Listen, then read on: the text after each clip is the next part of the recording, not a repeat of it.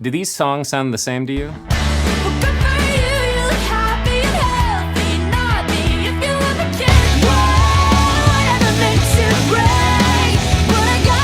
We recently learned that Hayley Williams and Josh Russo, songwriters of Paramore's 2007 song Misery Business, were added as co-songwriters to Olivia Rodrigo's 2021 song Good For You. But what's interesting here is the kind of songwriting credit given to the songwriters of Misery Business. It's what's called an interpolation credit, which is where you take the melody of a previous song and then interpolate it into a new song, giving it new context. A great example of this is Ariana Grande's song Seven Rings, which interpolates the melody of Rodgers and Hammerstein's My Favorite Things.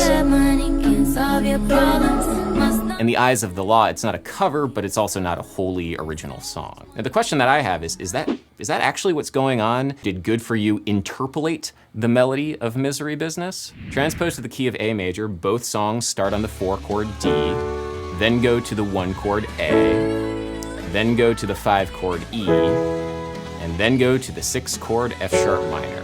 In the case of Good For You, then there's a syncopated thing which goes F sharp minor to E, which I think is pretty cool too. It's the same chord progression in both songs, delivered with an up-tempo pop-punk drum groove with electric guitar instrumentation and all the trappings of commercial teenage angst. Good For You starts with a funky bass line that alternates between F sharp minor, the 6 minor, and E, the 5. And you hear the same chord progression, although with a different groove, in Misery Business. F sharp minor, the 6 to E.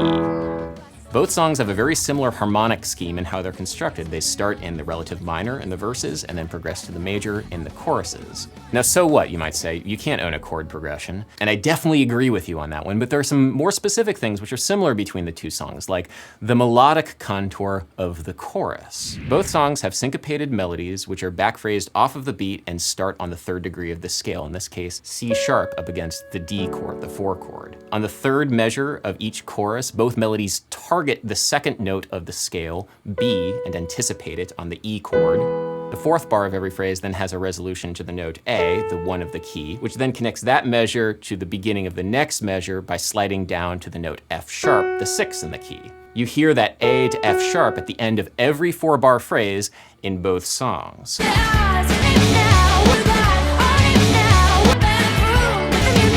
So both songs target the same tones every 4 bars in the chorus. They start on scale degree 3, go to scale degree 2, and then scale degree 1. In other words, structurally, both songs are simply 3 blind mice. It's at least the Schenkerian way of looking at it. Picking out the target tones can give us a sense of like where our ear is drawn to in any given melody. If two songs have similar accented notes in the choruses, they're gonna sound similar. The melodies also have a similar style of syncopation. They're hitting the offbeats in a similar way. And the songs share similar lyrical themes as well. Honestly, I thought these were the same songs. I prefer Misery Business though. Seems like these songs are pretty similar, right? It's really not surprising why so many people drew comparisons between the two songs, not just on a sonic level, but on a structural level. They are very similar. Now, with all of this stuff coming together and looking at these songs from the perspective of Western music theory, you might say, yeah, that they are the same song. This kind of argument that you've seen so far in this video is kind of how it's done in court, like with all of these plagiarism lawsuits. You have these forensic musicologists who are hired as expert witnesses, selectively highlighting compositional elements between different songs to try and prove ownership of certain musical ideas. That is a dangerous thing to do. Please, if you're ever hired as a forensic musicologist, never tell any of the lawyers about 12-bar blues. Then that would be a hell of a road to go down. How did she not steal this from Paramore? It almost sounds like the same song, just different words. But anyway, yes, Olivia Rodrigo probably copied her homework from Paramore, but Paramore certainly copied theirs as well. The things which make the chorus of Misery Business sound like Misery Business are not unique to Paramore. This chord progression is the same chord progression as the so-called axis progression, the 4 chords of pop music, except starting on the 4 chord instead of the 1 chord or the 6 chord. In his paper, Tonal Ambiguity in Popular Music's Axis Progressions, Mark Richards calls this the F progression, or the F rotation, and found that fully 1.7% of all songs from Billboard's year-end Hot 100 corpus from 1990 to 2016 had this same chord progression. Here are just a few of them. Paramore doesn't actually even make the list because they were never on the year-end Top 100. good. Reminder, you cannot copyright chords, but melodies are indeed protected. Okay, but what about the melody similarities? Turns out you don't need to look very far to find other songs that share the same chord progression, the same pop-punk aesthetic, and the same harmonic scheme of going from the relative minor in the verses to the relative major in the choruses. Like, for example, Green Day's Boulevard of Broken Dreams.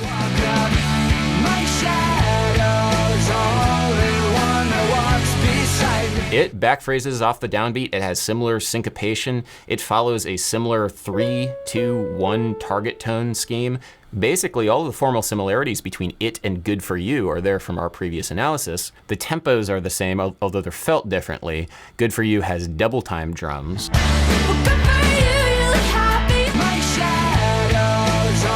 And also, Billy Joe is not a young teenage girl like Olivia Rodrigo and Hayley Williams. The compositions are very much cut from the same cloth, but because different kinds of people are singing them, it's harder to make that immediate connection between the two. But if we overlay the two songs, it sounds very similar. My shadow's only one that walks beside me. My shadow's the only thing that's fading. Another song that has a very similar structure is Taylor Swift's Never Getting Back Together. It's the same chord progression, same 3-2-1 target tone scheme, same syncopation shenanigans, and also it goes almost too well in a mashup with Paramore's Misery Business.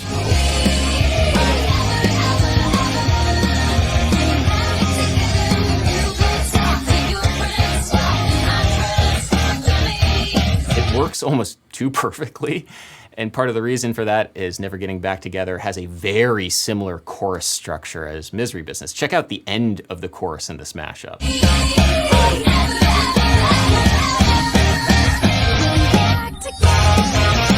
It's wild, right? How the two songs just seem to work with one another. How does that happen? Why does that work? Well, it's because they're popular songs written with similar tempos around chord loop progressions, and there are only so many chord progressions and diatonic melodies which might work with those progressions. Certain progressions, like this 4-1-5-6 minor progression, have a tendency to infer certain melodies, certain target tones, the places that notes want to go within a given melodic contour. And because of that, realistically, there are only a certain number of melodies that might be composed. And musicians have always known this. A big part of the musical and creative process for a very long time is taking existing ideas and then telling your own musical story through those ideas. Kirby Ferguson talks a lot about this in Everything as a Remix. He makes the note that Bob Dylan really didn't write a lot of his melodies. Instead, he used previous melodies, but just wrote new lyrics to them, or reinterpreted them in different ways. Or, as Arlo Guthrie would say, it ain't stealin', it's the folk process. Was Bob Dylan plagiarizing?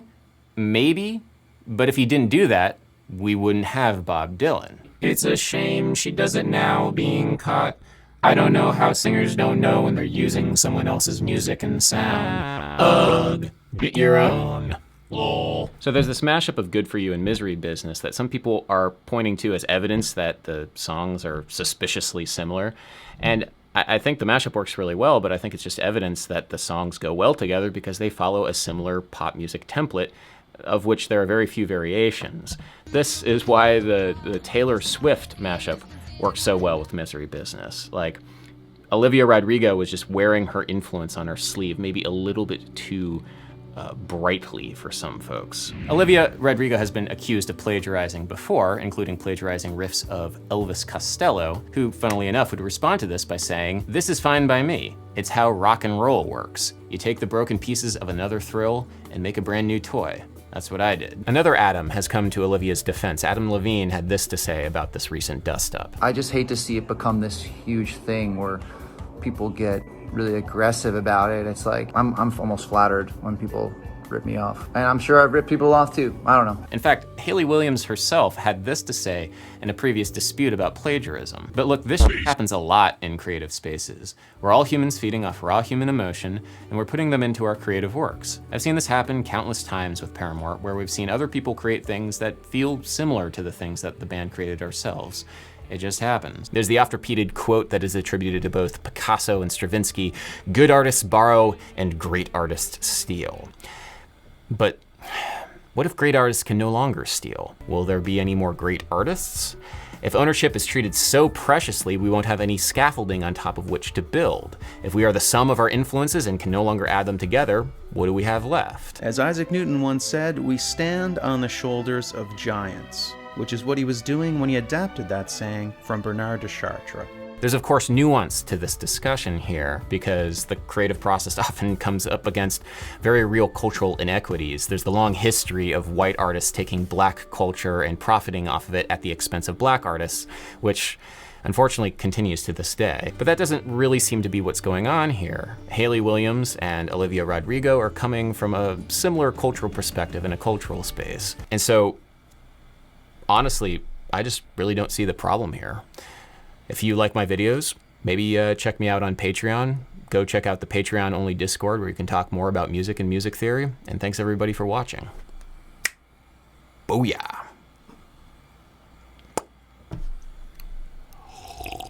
Peace.